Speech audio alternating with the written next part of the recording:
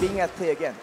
I'm hoping that these two teams are revitalized much like the stadium because, ladies and gentlemen, we're about to go into the draft. Game number 2 almost upon us. Let's start with RRQ on the play, banning out the Kaja, the Benedetta, and the Eve, with Blacklist International taking out the 1-1, the Franco, and of course, the Joy. First pick here, gonna be that carry. Arguably the best marksman currently at M4. Yeah, the best marksman again for 100% pick ban raid, but it is RRQ Hoshi stating the statement, I don't care about your glue. And in fact, Blacklist International, if the first thing doesn't work, I'm gonna try it again. That's insanity. This is so Blacklist. We've seen it time and time again. It's worked for them. The results will speak for itself. They again pick up the glue and the Farsa, much like they did in Game 1.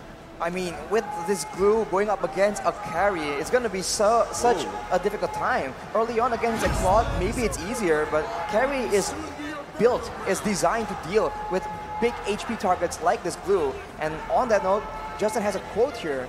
Advice to RRQ Hoshi against Blacklist? Nothing. They already know. Ooh.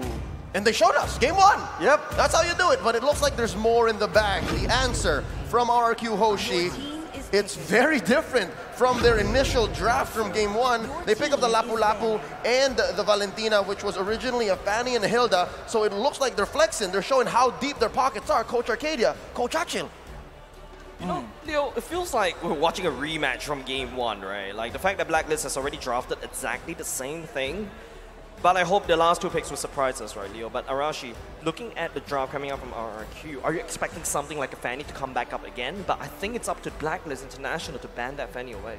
I feel like if Blacklist does not secure any particular counter to these mobility heroes, there's no reason why RRQ cannot pick up another assassin. It worked so well, especially because Blacklist is just so reliant on that backline, as we mentioned before. So they've banned away the Joy. If they don't ban out the other potential assassins from Albert, like a Fanny, for example, or maybe a Hayabusa, there's really no reason at all. So I assume that with what happened in game number 1, Blacklist will try and get some stunts, some locks to ensure that Albert gets under control. At this point, it's not even up to RRQ anymore. This is Blacklist making the right calls to try and make up for what happened in Game 1. This is what they do. They constantly try to push a strategy until it doesn't work, until it's over, and hoping that it doesn't come to match point because, again, it sucks when somebody tries the same thing over and over again, and now at least they're making these adjustments, right? They're banning out the Fanny, they banned out the Ling, which they previously did not do. It was previously a Kadita and a Harith, all the while RRQ Hoshi, they're doing the same thing here. They're taking out the Barats. Might this be the Baksha again? I think it should be the Baksha. I mean, like, if Blacklist International is going into this game number 2 again with this exact same game 1 draft, if I were the coach, I'm gonna just go ahead and ban the Barats as well because I don't want to really have. Oh, wow, okay, they're gonna leave it open. They're gonna ban Aldous instead. Was that so clear from the get-go? Were they so sure that, all right, I'm not sure if it's Arcadia or Achille who goes, they're gonna go Aldous. This is a throwback to Season 8. Take it out. Maybe they feel like when the chips are down, Blacklist will default to something that always works, right? And this Aldous pick is just really, really solid. But another pick that we've seen quite often right now is that Granger as well. I wonder if that will be put to use because when you talk about kiting, there is a possibility that they will try and utilize that tool. The Granger might not have to come up because Oheb is their marksman, right? And I think there was something to the whole Fredrin in the front, Estes and Farsa in the back. So I think that's where they'll adjust. Yep, behind every strong jungler is a strong supporter. That's basically the statement coming out from Wise and All Might Venus as well. Wise being the front line to tank all the hits, whereas All Might Venus just heal him out of control. That's basically Blacklist International strategy. That is their brand, right? Right, and now for RRQ, they require something playmaking heavy hero, because right now with the Lapu Lapu and Valentina, they can try and make an engage, make a pickoff, but obviously if they have something more reliable in their arsenal, that'll be great, and the mobility for sure, it's going to be Hilda again, and that's that Lancelot, man. Talk about mobility, get ready for Albert's Lancelot, man. We're in for a treat. That's a classic. Yeah, man. I mean, almost synonymous with his name. Baby Alien picks up the Lancelot, and Oheb picks up the same hero. So I'm guessing now they've learned a lot from Game 1. Could this be the lineup? Again, it feels like it's deja vu, but could this be the lineup that breaks Blacklist's losing streak against Indonesian teams at M4? It's crazy because it's the same exact lineup. Literally! Literally the same exact lineup. I guess they did find moments of success, and they probably feel like it's all down to execution, right? Both teams were flexing their quote-unquote mechanical skill. So I think Blacklist is thinking that, okay, this time we won't make that mistake. We'll be more prepared. We've seen it once, right? And they'll try and match it again. But of course, as Jace has been talking about, the drafting phase is so important right now. I don't think they can really afford to just go with the same draft again. I feel like Blacklist International is just putting out a statement there. There's nothing wrong with what I'm doing. It's about the bans, banning away the Fanny, banning away the Ling, banning away Joy. That's something that they did going into game number 2. That's a little bit of flexibility right there. But the Lancelot game, though. Oh, yeah. We're going to be throwing over to our Bahasa counterparts as we march into the Land of Dawn. But for you guys watching at home, welcome. This is game 2 of Blacklist International versus RRQ Hoshi. Look at this mirror start here. Baby Alien, Albert starting here as well, Wise. So again, we can expect the early game to be very similar? I think so. Both teams will just be trying to get their mid lane shoved in, get the jungle to start rolling, and now Lancelot against a Fredrin, right? Lancelot is very strong, a lot of output potential, but nowhere as oppressive as a Fanny in the early game, nowhere as much mobility. So maybe Blacklist can get a bit like a foot in the door right now to ensure that in the mid-game, they can actually get more success. Well, my Venus already using the Aegis right off the bat, but I think it should be just in time for the turtle fight, right? But it's going to be a Blacklist International, right? Moving towards the gold side of the map. You want to make sure that Scarlet doesn't get the farm, make sure that Oheb gets enough pushing power. Oh, the flicker from Haji there, so that's off timing, at least for this first turtle. But then again, if game 1 is any indication, they're going to take their time with this turtle. I'm expecting at least maybe a purple delay play from Albert, and again, Wise is also taking his time, so we'll see if that timing falls into a place. 30 seconds until this first turtle spawns. That 1v1 between the Glue and the Lapu Lapu, we've seen it so much here at M4 so far. I'm thinking, what's Clay to steal? Oh, Albert coming in. No, I don't think there's anything you can do. Haji just go into, pigeon form, just fly away. It doesn't really matter. He doesn't really care.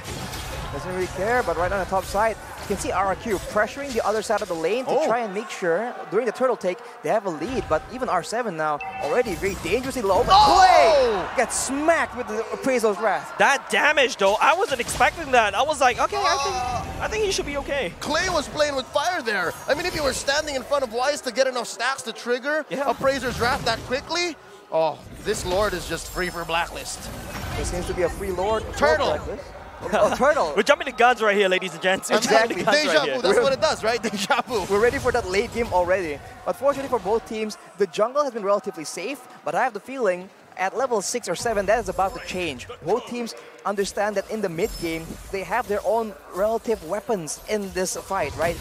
Blacklist has sustain, and RRQ has burst damage. So we'll have to see how the execution plays in, as Edward actually disrupts Albert yet again. Oh. Haji going in for the airstrike, gets cancelled by Bin for now. It's going to be Bin that got stuck on 3 people, but Bin will not be able to survive for now. It's going to be Clay leaning up towards, I'm not sure what he's going to do, but at the same time there's a fight happening out and actually using the Phantom Execution to giant on away, but Edward will be able to follow him. 2v1 here, Agent Zero walks away with impunity. No punish from RRQ Hoshi. Blacklist already 1,000 gold ahead here, 3 minutes in. A lot of outer church shields here taken out, so that means gold for Oheb up top. 3v3. Who's going to engage first? Oh, both are skittish to do it.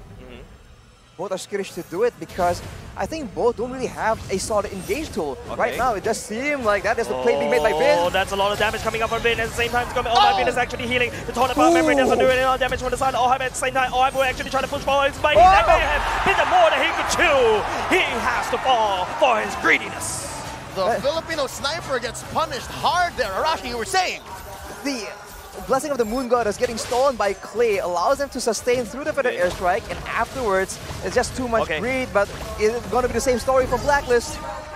may have been involved. It's the same thing, but technically speaking, if you combine those two fights, but hold on a second, Wise. Oh no, he actually catches the taunt on top of Skylar, and he'll be no more. It's going to be Edward picking up a double kill at the same time. R7 coming in for the flank at the same time, but we'll not be able to find anything for now. Blacklist stabilizes. It's a 5v4 situation with the second turtle spawning already. Still 2K ahead. Blacklist International, Wise pulling it away. Yep.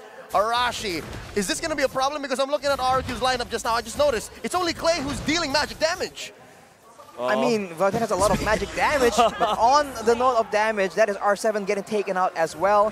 Later on, it's going to be very easy for Blacklist to itemize against RRQ. And right now, it seems that they're having problems all across the map. I think Albert is having a lot of problems. That is not a statement right there. Using the Thorn Rose, Edward possesses the machine. That's just a tough situation for RRQ.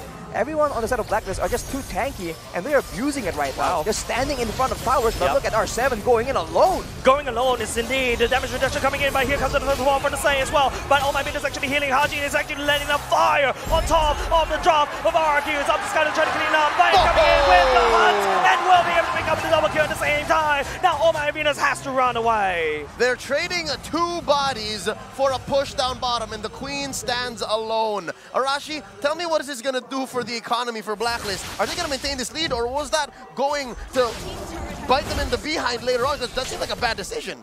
They have still quite a big lead. They're able to get the tower in the bottom side as well. But of course, if they keep trading kills like this, eventually the team with the better late game is going to win. And I can't help but feel that with a carry on your team, right, it's going to be very scary trying to deal with him in the late game.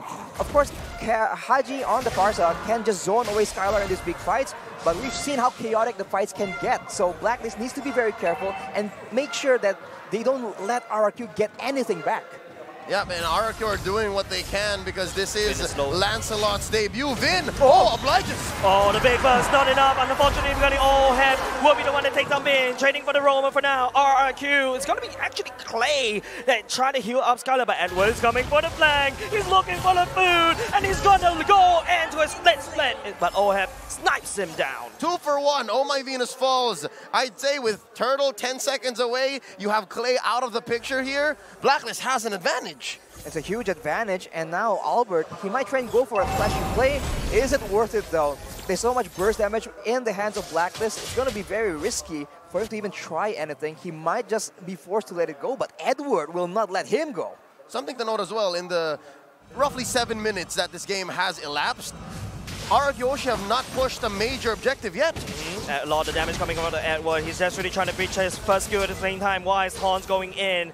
Albert was not able to find any form of entry, but Vin may be the one to be able to do that. But at the same time, it's going to be Ohab actually take down the top side as well. Edward just really trying to time. He goes into space as well, but runs into Edward as well. Haji, he's flying over, but not in just in time. The turtle will still get secured by Blacklist, but that's not enough. R7 looking for the engage. Wise, it's going to be a slow little collapse coming over Blacklist International. Haji, better airstrike going in. Ohab snipes down Clay, and they're trying to push mid lane. Maximum range, torn apart memory there from Oheb, but popping Clay wide open. They're gonna convert into, is that a, that's, yep, that's grab a steal. that purple, he that's stole it. Purple stolen by Wise, and of course, we saw earlier the turtle was stolen as well. This is a disaster coming in for RRQ. This is to just losing their way. They have no idea what to do, and Blacklist are just getting stronger and stronger, and with the range available, torn apart memory and feathered airstrike, RRQ, they're in a difficult spot right here. This is literally Blacklist telling me, hey, I'm not the problem, you're the problem. I'm banning away your fanny, I'm banning away your leg. My composition is solid. This is that statement. Yeah, no, they've converted these Ube engages into map presence, into siege balls for Haji and Oheb. Again, the Brody has to clear waves the old natural way, right? But with Oheb, again, as you say, Ooga Booga, I wreck turrets. That's what they've been doing here, which resulted in a 6K gold lead 8 minutes in. That's the macro play we've been talking about. RRQ, they don't only lose the objective, they lose members taken out by Blacklist, and they lose the tower on top side as well. And Blacklist are trying to push the tempo here, trying to make sure that the jungle is not safe. But the pincer in, going in for the back line at the same time. Oh, they're actually trying to peel, but here comes the heal coming up from Clay. And also, oh my goodness as well. It's going to be Haji. Flicker right in the bad spikes. The Fed actually will be able to take down one member on the side of RRQ. It's going to be Wise. They take down Clay at the same time. It's no, an unfair trade in the favor of Blacklist International. 2 for none, and boy, oh boy, they have eyes on this mid lane tier 2. Lord, level 1, 10 seconds away from spawning. I must say, I love Clay, right? But I love him more when he's playing heroes with massive range. He made the Farsa work earlier. He had the range advantage. He knows when to hook. But with the Valentina, you have to be in your opponent's faces. And if you're facing off against Blacks International with 7K ahead, it's not an ideal situation. If you're a squishy character right now, oh, no, the fight. Ooh. Oh, the fight ensues as well. Vin managed to catch Haji for now. It's going to be, oh my goodness, to take out R7 at the same time. The damage coming up on OM. The door to bomb memory coming out. We'll be able to input Vin into a body bag. Arashi, you were saying if you're squishy, this is what happens right here. Exactly. Burst damage coming in from all directions. Even Edward can delete you if you're too careless. And if you're now Clay and Skylar and Albert, they are all squishy and they are powerless to try and stop Blacklist from taking these objectives. Did you see just why soloing that Lord on his own? I did. I mean, it was off cam. It was on a small little screen, but yeah, I did. Yep, the world did.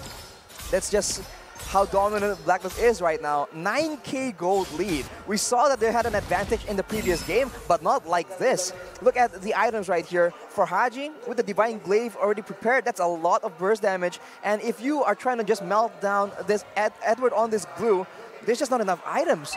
Poison Sight and Golden Staff done for Skylar. It won't be enough to just break through the Dominance Ice and the Tikiras as well. Everyone across the board, say for Haji, has physical damage reduction. So that's why RRQ Hoshi's engages are all the more, I guess at this point, trivial. It's so hard to find the finish. I think the biggest problem is that if you take a look at Clay's items, right, that is not a very good item if you are a Valentina. Right now, Clay needs to try to steal the better airstrike because Haji could always walk up and just basically zone it up. And here he goes. It is going to be RRQ that's really trying to defend. Skylar at the bottom side clearing it out. The Lord is actually getting killed very, very slowly. Skylar putting on some damage. Blacklist, they touch and they go. They've already taken the prize. Good news, bad news. Clay has a feathered airstrike right now. Yeah. Bad news is they're inside their base, so they can only really take advantage of it. It's a win-win for now, but if Blacklist can find that engage again, Wise has been their initiation like this. And there we go. The better airstrike going in at the same time. It will not be able to control and crowd control and deny. The better airstrike is going to be Blacklist taking down the bottom lane turret at the same time. 4 member left. It is going to be Wise leading the pack. Trying to charge. Albert trying to look for some play right here to sing, but not being able to find. And it's going to. Oh my goodness, actually going in with the ultimate. Desperately, Blacklist is in a portable fountain. They have 2 base turrets, and now they're going for the third. Trying to airstrike yet again, and RRQ, they are forced to respond, but every time it happens, it's just the wrong response. R7 now taken very low, and Blacklist, they're looking for the end possibly. Oh no, that's ults and battle spells spent by RRQ Hoshi. They're gonna have to defend. They have to defend. This Vin is already here as well. Wise is already taunted as well, but Albert's looking a little bit.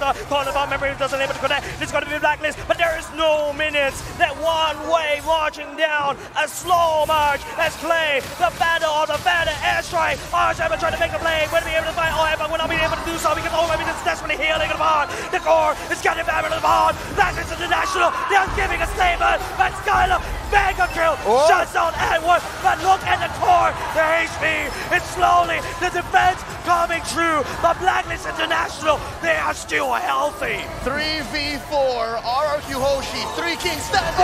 Down goes Clay. Make that 2v4. Can they defend? It's Skylar left. Defend. It's just Skylar. It's just Skylar and RRQ. Blacklist International takes game number 2. The curse has been broken. The streak ended. Blacklist International's first victory at M4 against an Indonesian team. They double down and use the same exact draft, and they get it done. As you mentioned, Leo, just the bans have so much impact right here, and they have shown it. RRQ, they try and do the same thing, but they do not have the same tools. So they are expecting the same kind of result, but they are in for a rude awakening. This is pure insanity, right? Like it's like trying something, they're trying the same thing again, but expecting different results. It's insanity. They found a way to force RRQ Hoshi into this lineup. Again, taking away key heroes. No more Joy, no more Fanny. And in the debut of Lancelot on the world stage this year, it resulted in a loss. So this is a result of that insanity. This is a result of Blacks International sticking to their guns and forcing RRQ Hoshi into this draft into a Game 2 victory. Now, with that being said, before we go throw it over to our analysts, I'd like to remind everyone of the M4 Pass. It's available now. Complete all active tasks, and you will reach level 75 with ease and for free. Log in now and get exclusive rewards like the Beatrix Light Chaser and Stellar Brilliant skins, and of course the M4 Beatrix figurine. They're all waiting for you inside the pass. Use the hashtag Mobile Legends Bang Bang, hashtag MLBBM4, and hashtag Dare to Be Great when you're talking about it on social media. The M4 Battle Night goes live on January 21st. Expect loads of events and rewards up for grabs in-game. First off, complete battle tasks in-game on January 21st to get a skin choice chest. You can choose the skin you like the most from said chest. Aside from that, battle bonuses await you in the same day. Play matches and you'll get this.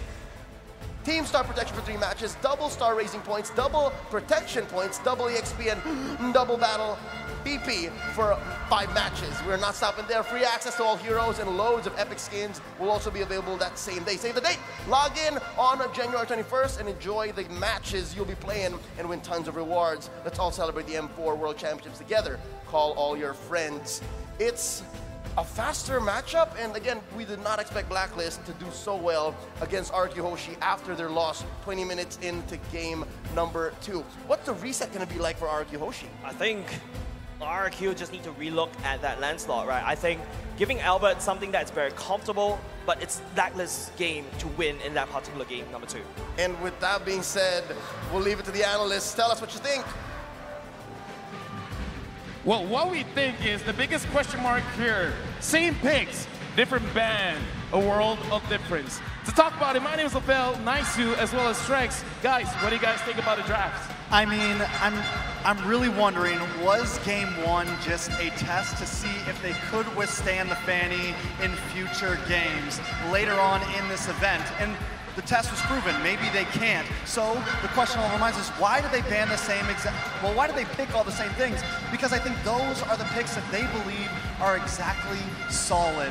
And it turned out it worked against that draft. I just think, I mean, looking at the draft, yes, it's the same for Blacklist International, and we talked about it earlier, right? They took out the Joy, they got rid of that, and they also took out the Fanny from Albert, and I feel like that was critical things here because it was a lot harder for RRQ to get in range.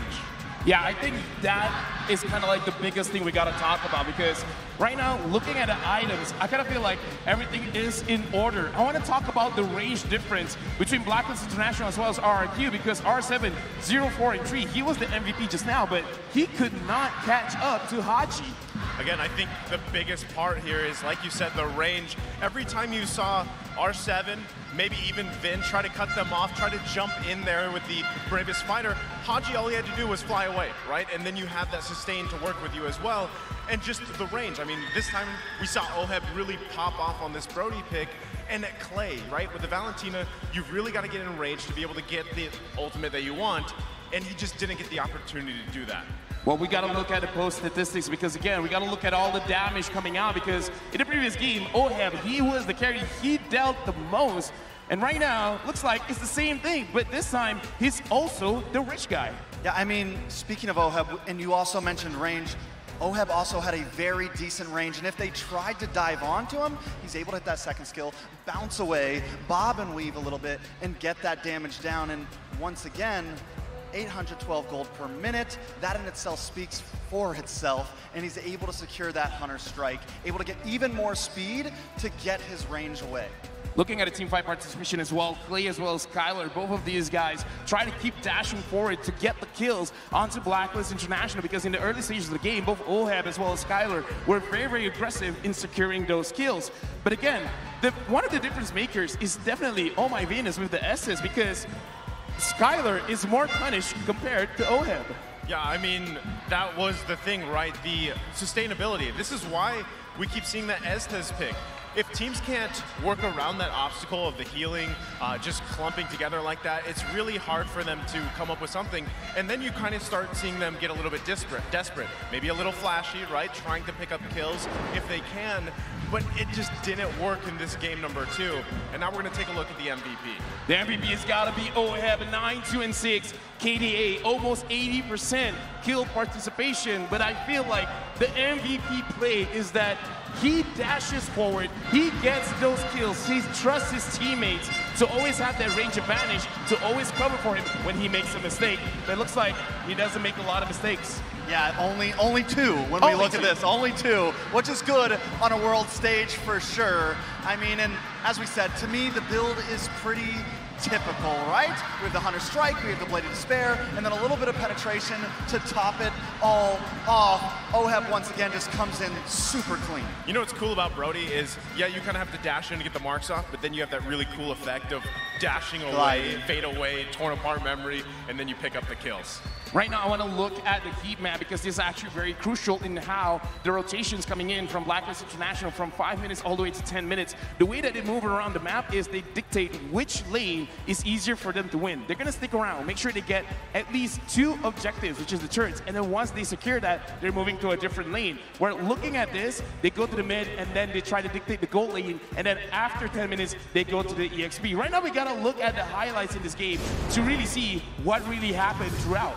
Well, again, part of this game, we're already jumping in. Look at the lead that Blacklist International has already, right? It's 1-7. They control so much a part of this map. And like you mentioned, you can see, right, RRQ is really trying hard to find those angles, find those moments where they can. But unfortunately, every single time they initiated, Blacklist International just had to pull back, heal up, and reinitiate themselves. You also notice that they focused heavily into that gold lane early on in this game. And as we saw from the heat map as well, Oheb never had to go down. They had faith in Edward. And with this is what gives Oheb that scaling capability in here. Whenever they are a little too close and personal, the heal from Oh My Venus lets them resituate, move around, get more range, and then re-attack. I gotta say, the SS is a big problem. Right now, RRQ Hoshi looking at this game, they gotta figure out how to actually make everyone from Blacklist International isolate themselves, because looking at the way that they're playing, Oheb feels a little bit too safe.